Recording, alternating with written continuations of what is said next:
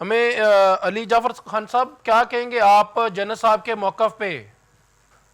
جی بلوچ صاحب، سب سے پہلے تو یہ ہے کہ جنرل صاحب نے جو باتیں کی ہیں بڑی تفصیل سے انہوں نے ایکسپلین کیا ابراہم اکارڈ کو بھی، اور اس میں جو مین نکات تھے اس کے بارے میں بھی بتایا ہے۔ اس میں بالکل مسلمان ممالک شامل ہیں، 2020 کا یہ جی ہے، جی اور اس میں ایک جو ہے ٹوٹل 4 مین آپ کے مسلم سٹیک ہولڈرز تھے، یو اے ای، موروکو، اور اس طرح کر کے جو ہے نا 4 کنٹریز تھیں اوور آل۔ اس کا پلان تھا، ایکسپینشن پلان تھا کہ سعودی عرب بھی اس میں شامل ہوگا۔ اب اوور آل ہم نے اس میں اسیسمنٹ ایک بات کی کرنی ہے کہ جو ریسنٹ ملاقات ہوئی ہے اس میں آپ مجھے بتائیں بلوچ صاحب، کتنے اوکیشنز ہیں جہاں پر ایک دہشت گرد جو ہے وہ ڈکٹیٹ کرے گا کہ کیسے نظام چلنا ہے؟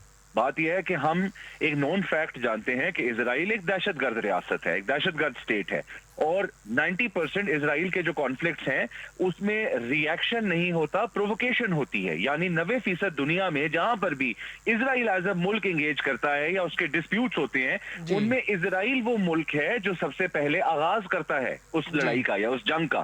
تو ایک ایسے ملک کے ساتھ مثال ہے، اس معاہدے کے تحت صدر ٹرمپ کی انوالومنٹ کی وجہ سے جو ہے وہ حماس بھی سرنڈر کر دے اپنا اسلحہ، اور ایران جو ہے وہ باز آ جائے، یا وہ اپنے نیوکلیر پروگرام پہ کام بھی نہ کرے یا اپنے بیلسٹک میزائل پروگرام پہ بھی کام نہ کرے۔ جی لیکن اس سب میں اگر اسرائیل جو ہے وہ جنگ کرتا ہے یا اسرائیل حملہ کرتا ہے تو ان ممالک کو کیا حق حاصل ہوگا کہ یہ اپنا دفاع کریں؟ اور یہ اپنا دفاع کیسے کریں گے؟ ایک ملک اپنا دفاع کیسے کرے گا جب وہ اکوپڈ نہیں ہوگا؟ ایک ملک اپنا دفاع کیسے کرے گا جب اس کے میزائلز نہیں ہوں گے؟ ایک ملک اپنا دفاع کیسے کرے گا اگر اس کو اسلحہ استعمال کرنے کی اجازت نہیں ہے؟ تو ہم نے اوور آل اس پلان کو انڈرسٹینڈ کرنا ہے کہ امریکہ کا یہ کہنا کہ نیتن یاہو کو ہم نے آن بورڈ لے لیا، یا نیتن یاہو کا امریکہ کی چاپلوسی کرنا کہ ہم صدر ٹرمپ کو جو ہے یہ ہائیسٹ ایوارڈ دیں گے، اس کا ہرگز مطلب یہ نہیں ہے کہ ان کے ایک کہنے پہ مسلمان ممالک جو ہیں وہ اپنے دفاعی پروگرامز جو ہیں ان کے اوپر بین لگا دیں یا اپنا دفاع کا جو حق ہے وہ کھو بیٹھیں۔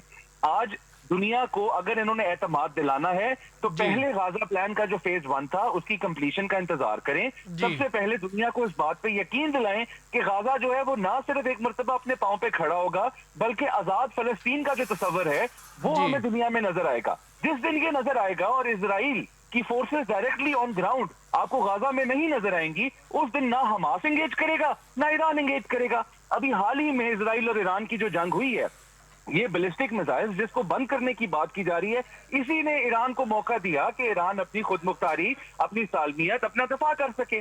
اگر آج آپ ان کو ہر جگہ ایک سینکشن کے موڈ میں لے جائیں گے تو کل کو یہی اسرائیل، جو کہ میں اپنے الفاظ سے یہ ڈکلیئر کرتا ہوں کہ ایک دہشت گرد ملک ہے، اگر یہ دہشت گردی کرے گا تو اگلا ملک اپنا دفاع کیسے کرے گا؟ یہ میرا آپ جی سے سوال ہے، تو یہ بالکل صحیح، سمجھنے کی ایک بات ہے۔ جی جی بالکل صحیح۔ Thank you so much Ali Jafar Khan Sahab for your time and information. جی ناظرین، آپ نے سنا کہ جنرل صاحب ہمارے ساتھ موجود تھے، علی جعفر خان صاحب موجود تھے۔